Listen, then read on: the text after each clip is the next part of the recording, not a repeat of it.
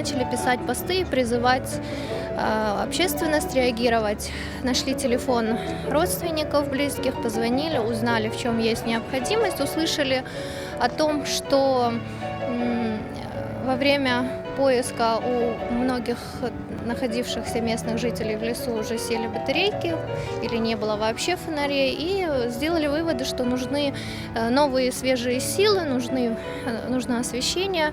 Догадались, что, наверное, нужно обогреть, отправить горячие напитки. И, в общем-то, дали телефон. И скажу так, что где-то с 11 ночи до 3 часов утра как минимум ежесекундно звонил телефон. Вообще бесперерывно звонил телефон, и люди звонили со стопроцентным намерением ехать туда.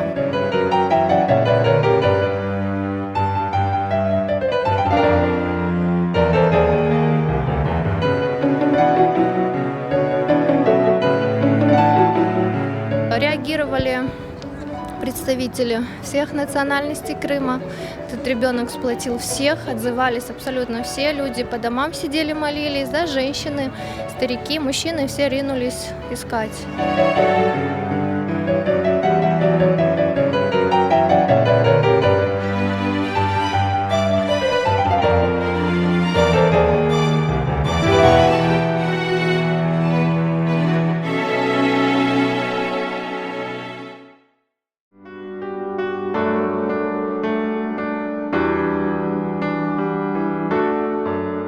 Ребята на джипах объезжали вокруг леса, и где-то на окраине дороги он, свернувшись калачиком, спал без обуви. Вначале было очень страшно, потому что не знали вообще, сможет ли он реагировать. Но при первом же прикосновении он заплакал и стал звать сестру, спрашивать, где его сестра. Он ее, оказывается, искал все это время.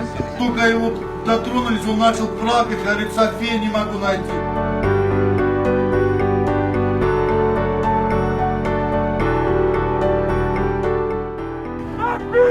Аллаху Акбар! Такбир! Аллаху Акбар!